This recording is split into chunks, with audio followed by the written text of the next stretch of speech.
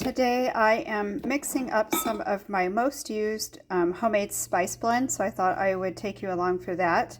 The motivation for this mainly is because I assume Azure Standard's spices will be going on sale soon, and I want to do an inventory of what I have on hand and what I need, so I am well ahead of the game on ordering more. So the first blend that I'm going to make is for my porridge. It is a sweet blend, and so the basic, I have it written down over here, because this is a, I don't know, within the last 6 months or so, I have been using this. I've developed this blend over the last 6 months. This is what I like. You may like something totally different, but it's a nice blend for porridge in my opinion. So the basic ratio is 4 parts cinnamon, and I do get the Ceylon cinnamon that is the best. And I made these labels myself, if you're curious. They are laminated. And then for the ones that are seasoned blends, I actually have the recipe printed on the back, or I will use painter's tape and tape the recipe to the back. I've also used cards. I guess I do all sorts of things. Anyway, 4 parts Ceylon cinnamon, 2 parts nutmeg, 1 part ginger, 1 part fennel, and 1 part cardamom. So I will be starting off with a 1/2 cup of the cinnamon. This is kind of getting to the end of this jar. So I will be opening up a new bag, and also I'm going to grab what I have in my spice drawer and empty that out. There's still a pretty good amount in the spice drawer. I do have 1 more bag on hand, so I'll definitely be ordering another bag of Ceylon cinnamon.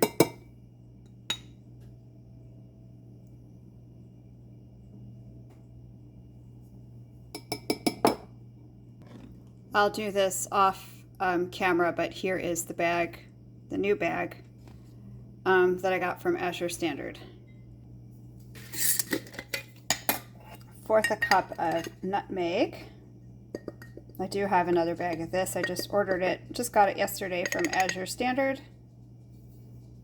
Nutmeg is quite expensive. Cardamom is another expensive spice. I think I paid $45 for this bag. 2 tablespoons.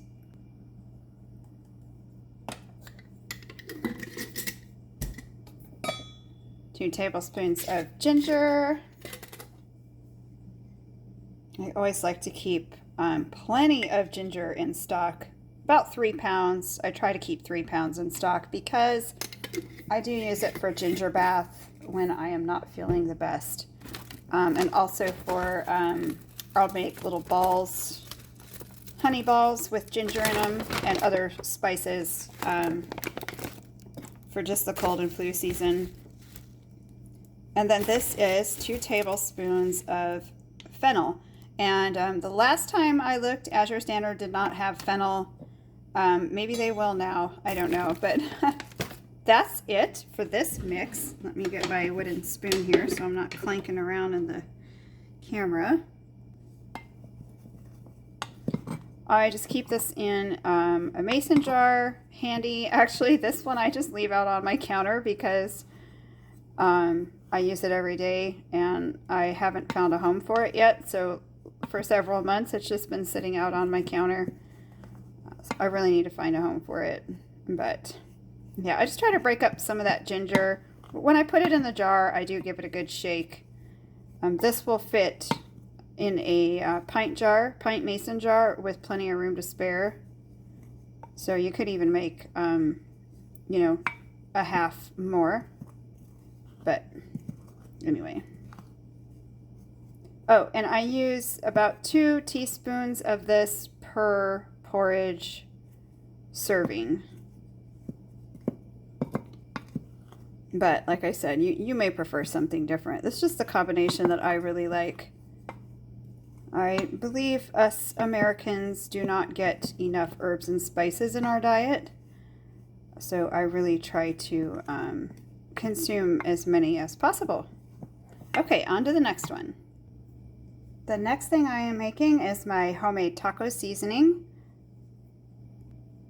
I just wanted to say that the porridge mix that I make can be used for all sorts of things, whatever requires that kind of flavor.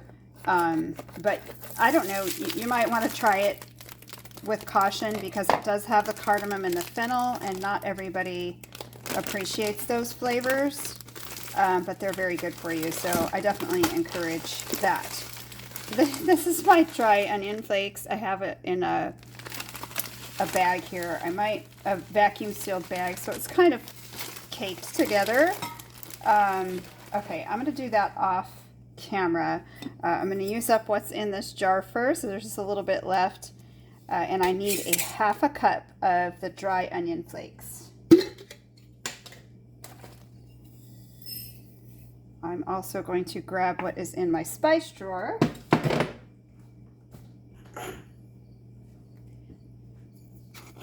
And then I will open up the other bag off camera. I'll probably put it in a bowl and pound it down with my wooden kraut pounder thingy. So I'll be back. Okay, there's the rest of the onions. So that's a half a cup of onion flakes, 1/4 cup of paprika, 3 tablespoons of chili powder. This is actually my own chili powder seasoning mix. I need to find my tablespoon, which I will be making next, and that's why I'm making this first, so I can use what's already here. So that was 3 tablespoons. 2 tablespoons of salt. I just get the for these bigger projects like canning, fermenting, and making mixes, I just get this Himalayan pink salt from Costco. But I also order the 25-pound bags of Redmond's real salt, either directly from Redmond's website or from Azure Standard. Okay, so that was 2 tablespoons of salt, and then 2 tablespoons of garlic granules.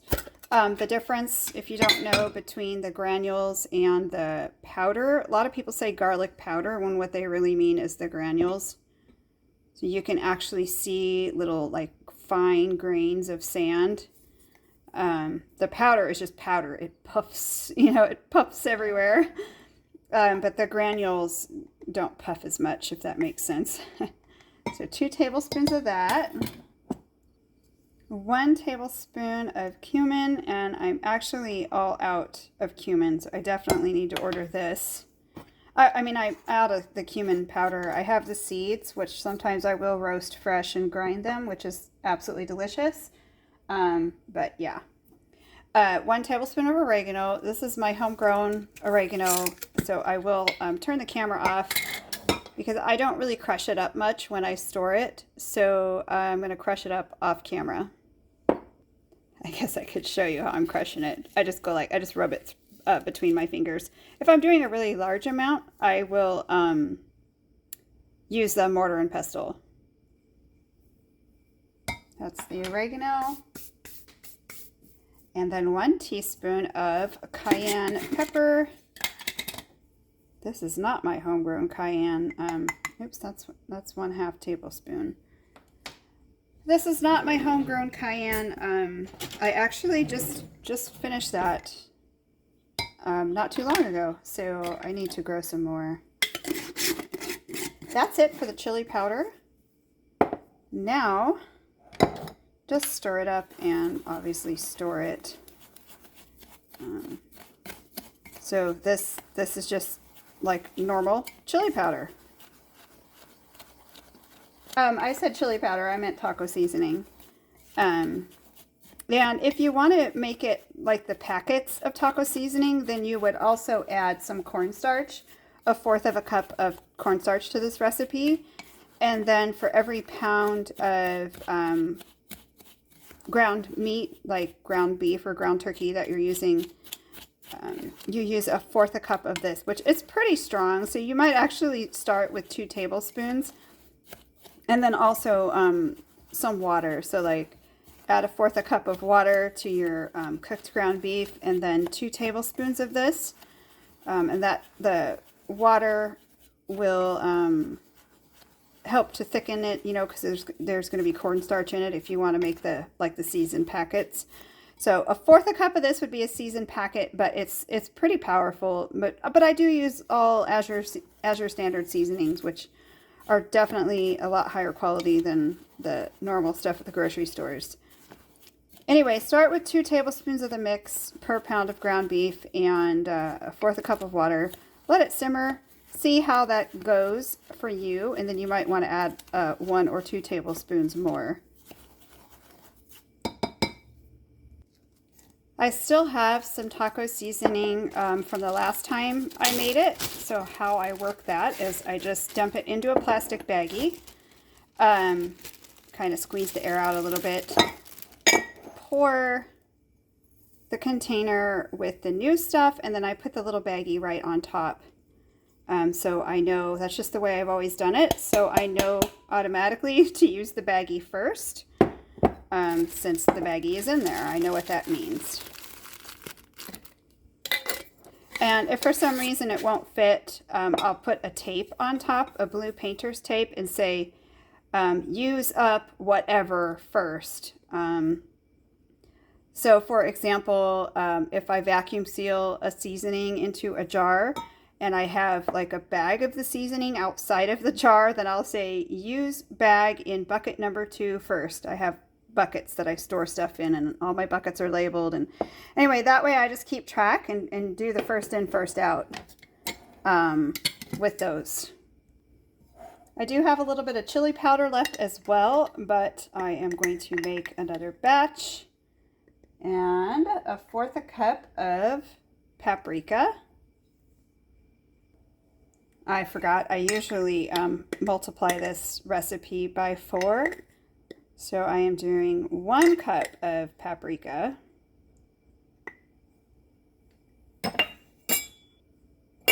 A fourth a cup of garlic. A fourth a cup of cayenne.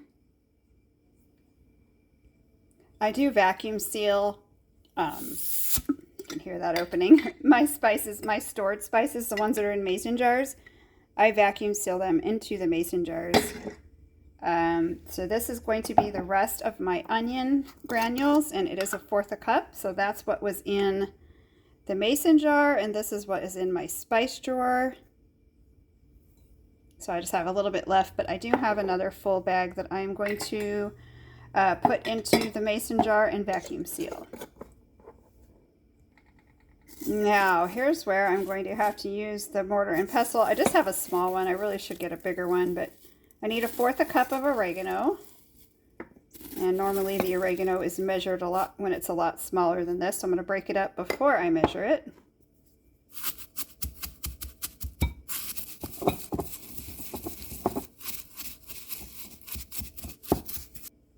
All right, let's see how I did.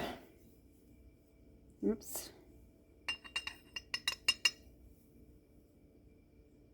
Look at that. Still need quite a bit, so I'll be back.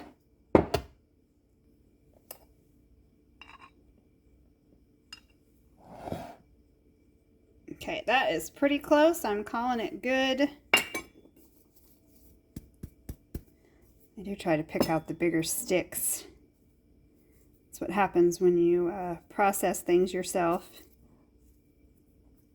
And 3 tablespoons of cumin.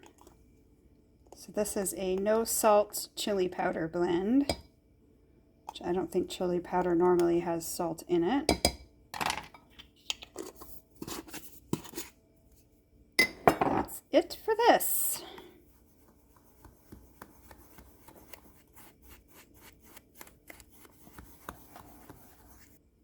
I don't tend to use the chili powder as much, but I do, like my daughter or my daughters-in-law,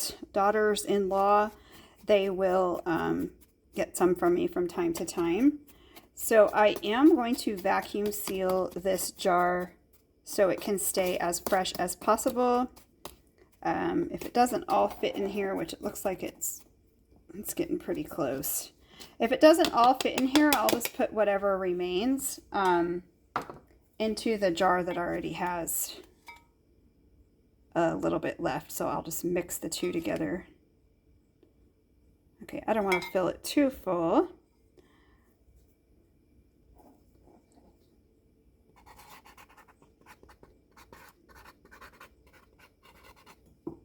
I'm going to put number 2 on it so I know that there's another jar, and this needs to be used second. Now I'm going to vacuum seal that, but I will do it off camera. For the next blend, it is a copycat recipe of the HelloFresh or Every Plate Tuscan Heat Spice blend, and it calls for a 1/2 cup of basil. So I just got the recipe online. This is my own homegrown basil, so I will have to work a minute off camera to break down this to have a 1/2 cup. I will be back. I'm actually doing this one in a bowl so I can crunch it just easier with the basil.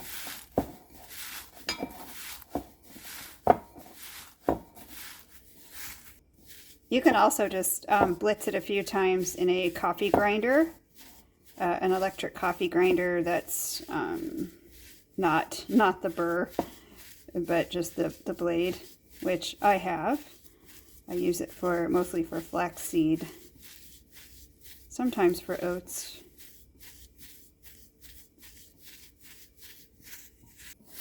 I'm crunching up some homegrown rosemary now. Again, it is dry. I grow all sorts of herbs in my garden.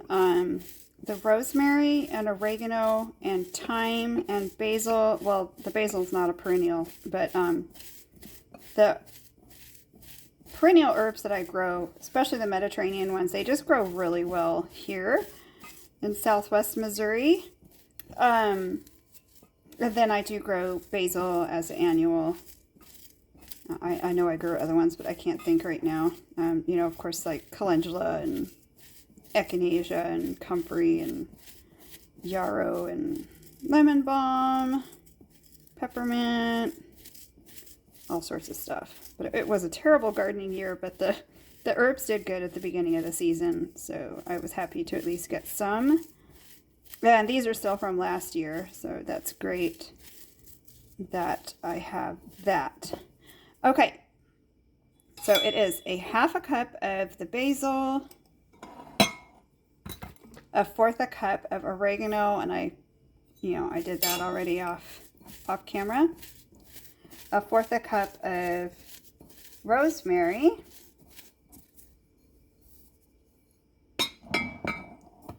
1/4 cup of garlic,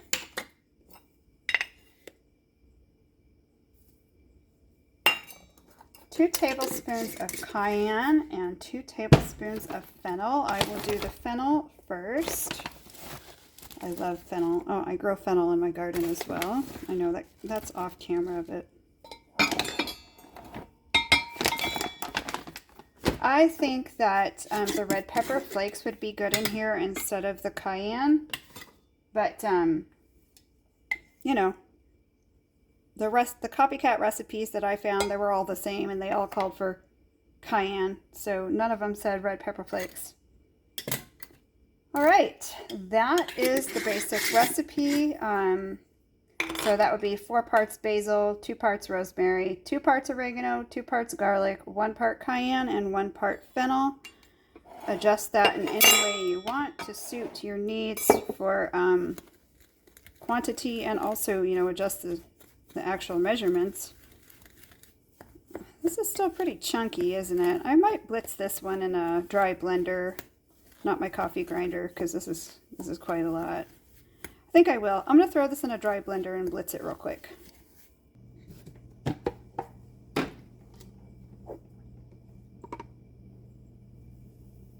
That blended up really well.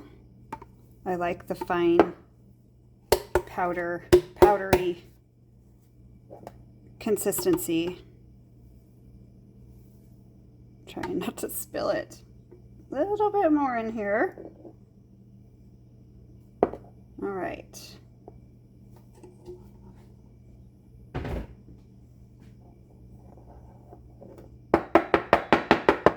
Oh, that's noisy. Sorry.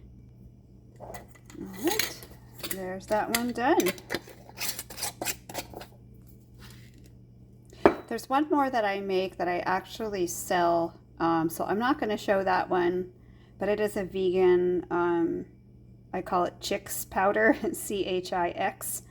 And I do need to make some more of that too. So while I'm here with this big mess, I'm going to go ahead and make that, but I'm going to do that off camera. So it's just like it's just packed with herbs and nutritional yeast.